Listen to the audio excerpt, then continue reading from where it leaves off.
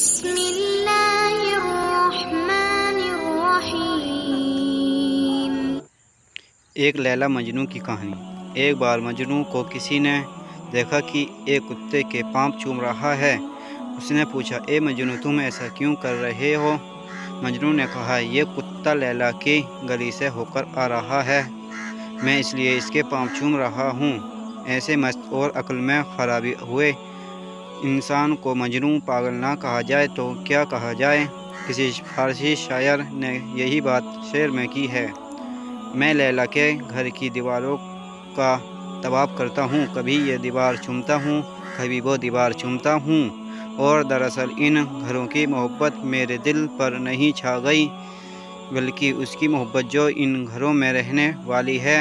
ایک دفعہ شہر کے حکیم نے سوچا کہ لیلا کو دیکھنا چاہیے کہ مجنوں اور اس کی محبت کے افسانوں ہر کسی کی زبان پر ہیں۔ جب سپاہیوں نے لیلا کو پیش کیا تو حاکم حیران رہ گیا کہ ایک عام سی لڑکی تھی، نہ شکل نہ رنگ کے روپ تھا۔ اس نے لیلا سے کہا، تو دوسری حسین سے زیادہ بہترین نہیں ہے۔ لیلا کہنے لگی، خاموش رہ، کیونکہ تو مجنوں نہیں ہے۔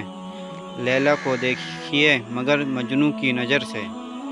ایک بادشاہ نے لیلا کے بارے میں سنا کہ مجنوں اس کی محبت میں دیوانہ بن چکا ہے۔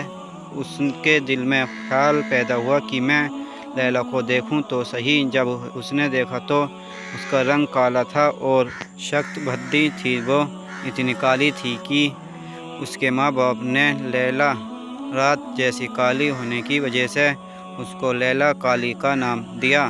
لیلا کے بارے میں بادشاہ کا خیال تھا کہ وہ بڑی نازنین اور پری جیسے چہرے کی ہوگی، مگر جب اس نے لیلا کو دیکھا تو اس سے کہا، تو دوسری عورتوں سے زیادہ خوبصورت نہیں ہے۔ جب بادشاہ نے یہ کہا تو لیلا نے جواب میں کہا، خاموش ہو جا، تیرے پاس مجنوں کی نظر نہیں، مگر مجنوں کی نظر ہوتی تو تجھے دنیا میں میرے جیسا خوبصورت کوئی نظر نہ آتا۔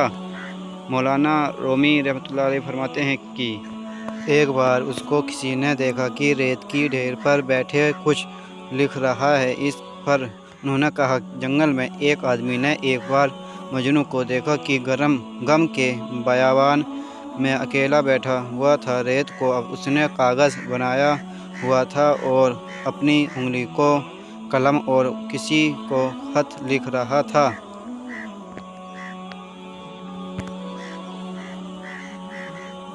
اس نے پوچھا کہ مجنوں شیدا تو کیا لکھ رہا ہے؟ تو کس کے نام یہ خط لکھ رہا ہے؟ مجنوں نے کہا، لیلا کے نام کی مشق کر رہا ہوں، اس کے نام کو لکھ کر اپنے دل کو تسلی دے رہا ہوں۔ نمازی کو مجنوں کی تنبیہ۔ ایک دفعہ ایک آدمی نماز پڑھ رہا تھا۔ مجنوں لیلا کی محبت میں غرق تھا۔